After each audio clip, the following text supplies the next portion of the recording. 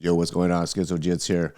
We got a return of the king, Bobby Green, with a first round knockout, 33 seconds over Grant Dawson, who was heavily favored over Bobby Green. We're talking like a negative 500 over Bobby Green. Shout out to Bobby Green, killing it. First, Tony Ferguson, taking out a legend, then coming back with this, main event knockout, showstopper. You know what I mean? Unbelievable. So happy for Bobby Green. He came in, he did what he had to do. You know what I mean? He switched stances, threw that straight left, face planted him, and then hammer fisted him. He showed in the Tony Ferguson fight how vicious his ground and pound, how ferocious his ground and pound could be. Usually Tony Ferguson, when he's on his back, it could be trouble for anybody. And, Bobby Green just put it on him in that fight. And yeah, he put Tony to sleep with seconds left in the fight. But he got to that position by hurting him on the feet and then just basically ground and pounding him, like crazy. And Grant Dawson, he was a huge favorite. I mean, he's an up-and-comer, so he's still young. He can learn from this. I think a lot of people thought he was just going to come out and take down Bobby Green real easily, which Bobby Green can wrestle. He's got that good anti-wrestling just because he had that slip-up against Makachev on short 10-day, 8-day notice. I mean, most people don't have an easy time taking down Bobby Green, and he's slick. He's slick everywhere on his feet, high fight IQ. He's killing it. Made a lot of money. Got another bonus to add his collection.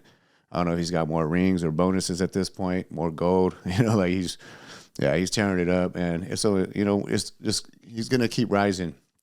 I've been a fan since Strikeforce, but it feels good to see him because he's a vet, 50 fights. He's been around forever, taking whatever fights, having a lot of, losing some close decisions.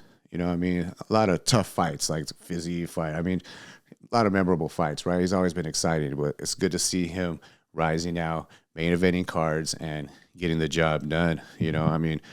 Congrats to him. Who knows what's next? Maybe just another high-profile big name, He said he wants to fight maybe a turnaround in December. Had a little bit of a hand injury, so he's going to kind of see how that goes. And if he's good, then, yeah, he's ready to go maybe fight in I think he was talking Dan Hooker maybe on the December card. So that would be fireworks. Throw that on the Kobe Covington and Leon Edwards card. He said I'll be down to do the prelim main fight, which, whatever, sign me up, take my money, here we go. I want to go to that fight, but we'll see. But return of the king, Bobby Green, congrats. Another mention on that fight was Joaquin Buckley against Alex Morano. That was a great showing for Buckley at 170. Showed he has a better gas tank at 170, and I think he's a little bit more tactical and smart with his moves. Like, he's not just going balls to the wall, throwing everything into every shot. He's a little bit more calculated and measured and just controlled chaos, basically, because he's always had that explosiveness and just grit to him, So it's like now he's able to kind of control his, emotions or whatever it is that he fights with, try to just tear people's heads off with every shot. Like, he's controlling that now. And he went 3 rounds, looked fresh, even has some wrestling, good timing on the double leg takedowns. Because he's got that explosiveness. So it's all about timing at this point. So if he close that distance, explode at the right time, get the takedowns, even if he's not doing a lot, just getting points, making your opponent work. It was awesome to see. Buckley's going to be a problem for a lot of people at 170. He was a little too small for 185.